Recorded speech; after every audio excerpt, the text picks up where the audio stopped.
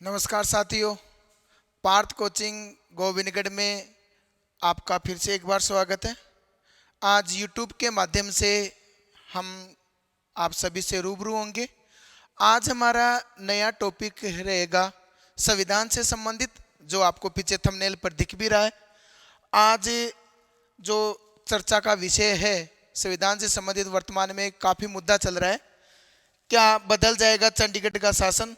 क्या है अनुच्छेद 240, जो वर्तमान में एक चर्चा का विषय बना है विपक्ष और सत्ता पक्ष दोनों के बीच में, जिसमें सत्ता पक्ष को आकर ये कहना पड़ा कि हम चंडीगढ़ के लिए 131वां संविधान संशोधन है उसके लिए कोई नया प्रावधान नहीं बना रहे, और आगामी जो संविधान सभा का शीतकालीन सत्र शुरू हो रहा है दिसंबर से, उस शीतकालीन सत्र में इनसे संबंधित किसी प्रकार की चर्चा नहीं की जाएगी।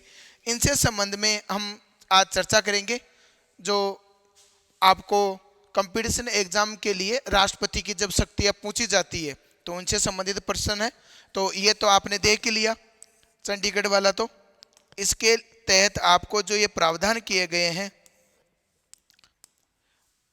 क्या बदल जाएगा चंडीगढ़ का शासन, क्या है अनुच्छेद 240, इससे संबंधित हम प्रावधान में बात करेंगे। जो हमारी शक्तियाँ है वो जो दी गई है उनके तहत ये प्रावधान किया गया है संविधान में।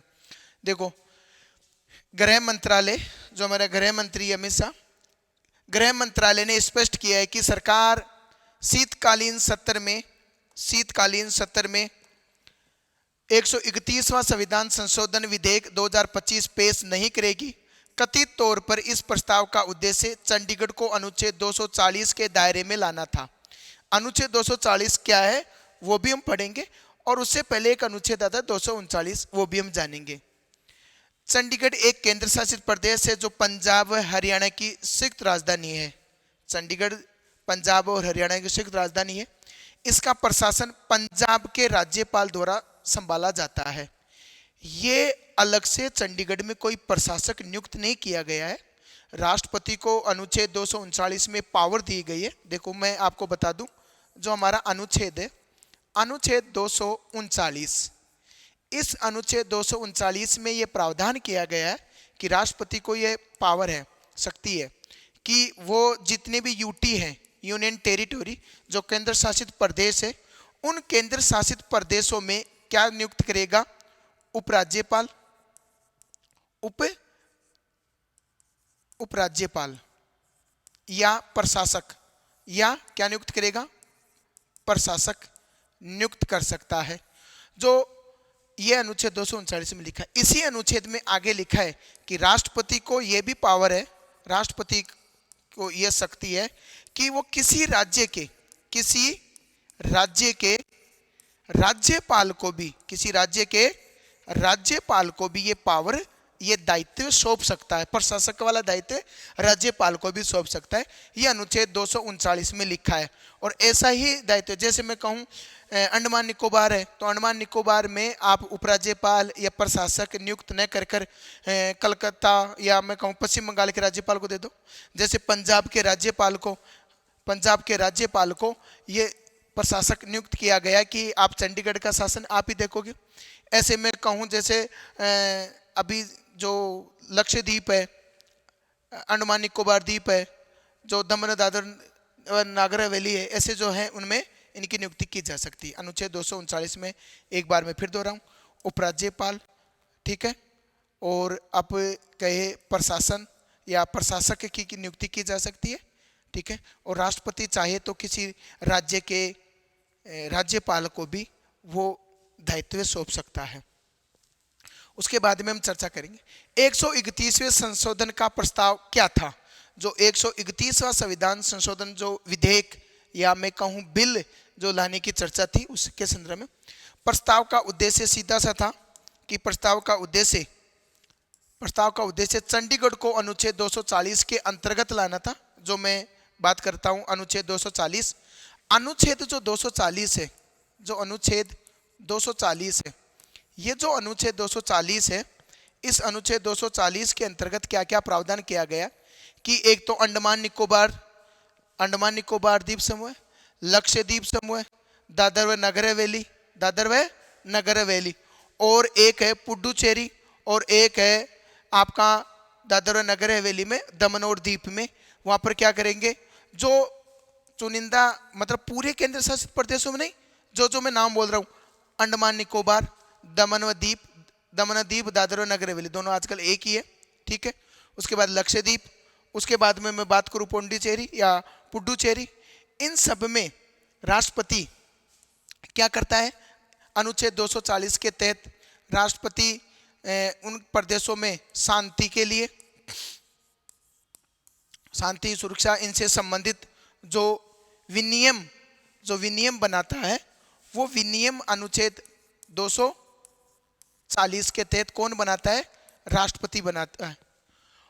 यह वर्तमान में ऐसी व्यवस्था चंडीगढ़ में नहीं है।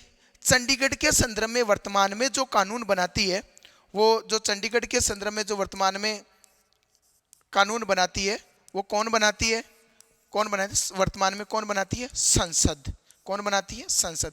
जैसे ही अगर ऐसा प्रावधान किया जाए तो डायरेक्ट यह शक्ति संसद से किसके पास आ जाएगी, राष्ट्रपति के पास आ जाएगी। किसके पास आ जाएगी, राष्ट्रपति के पास। इस कारण विपक्ष विरोध कर रहा है कि चंडीगढ़ में ऐसी व्यवस्था नहीं होनी चाहिए। संसद उनके संदर्भ में कानून बनाती है और राष्ट्रपति के पास पावर आ जाएगी तो उसको, विपक्ष को क्या डर है, उसको डर है अगर राष्ट्रपति के पास आएगी तो केंद्र सरकार के पास उस केंद्र शासित प्रदेश के संदर्भ में ज्यादा पावर होती है। तो अनुच्छेद 240 क्या कहता है कि जिन यूटीओ में विधानसभा नहीं है, जिन केंद्र शासित प्रदेशों में विधानसभा नहीं है, वहां पर राष्ट्रपति सीधे विनियम रेगुलेशन जारी कर सकता है, सीधे नियम। और वो नियम और रेगुलेशन ऐसे होते हैं जो जैसे संसद के द्वारा बनाए गए हैं, ठीक है ना। विनियमों की शक्ति यानी पावर संसद द्वारा बनाए गए कानूनों के बराबर होती है।